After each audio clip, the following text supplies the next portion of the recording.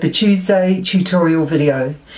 The theme this week are fall gifts, and for me a gift isn't complete without being beautifully wrapped and having an accompanied tag. So today I'm going to show you how I make my tags.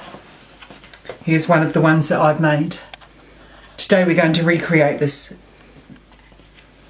I'm using the A2 round corner basics. The label's 18, sizes 4 and 5 dies, remembering that Spellbinders number from the smallest to the largest, the smallest being number 1. I'm also using the Lacy Circles Nestability in the second size and the Standard Circles in size 3. I'm going to take my dies and run them through the grain caliper.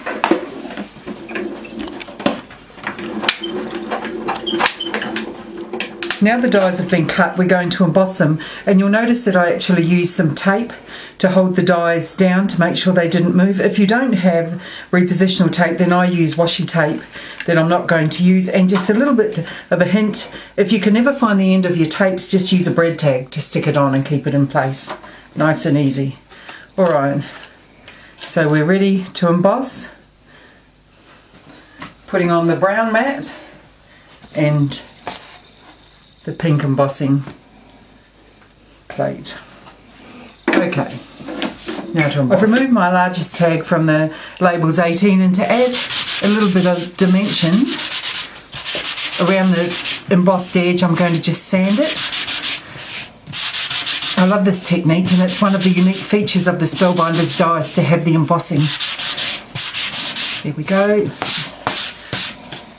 As you can see, it's just given the tag another dimension, and I'm going to use the Scrapbook Adhesives runner just to quickly add it to my tag.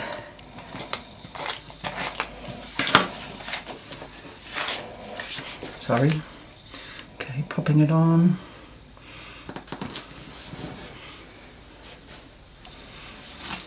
The next layer I've cut from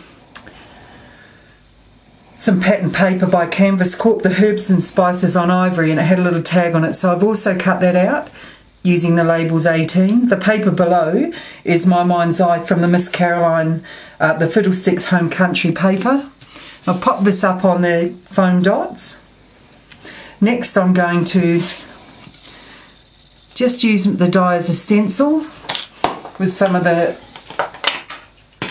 Sukaniko Memento and Desert Sand and one of the large jumbo daubers, just running it around the edge like this, just to create another layer, impression of a layer, just lightly, as you can see here.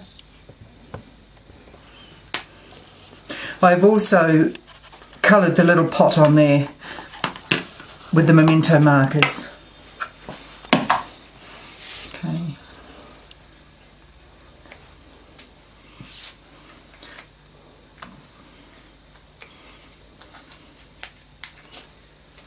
And popping this onto the Lacy Circles.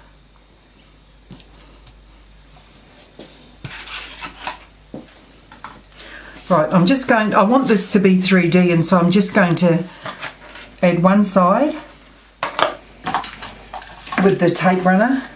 The other side I'm going to pop a foam dot on, just so that it is even once it's on the tag. Just down in the bottom corner here.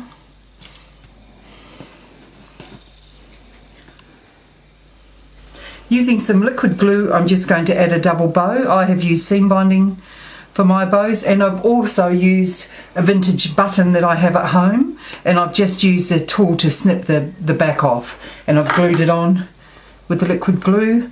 And I'm going to finish off by adding part of a Want to Scrap Swirls Finesse, and there you have it, nice and easy.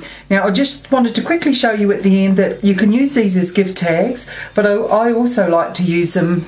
I've got a lovely old wooden album here which I'd like to use with family recipes, and I'm going to pop one of the tags on there.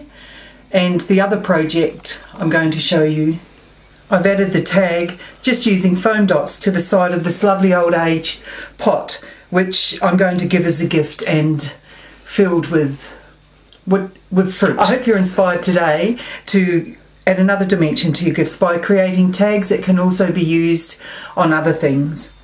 Thanks for stopping by.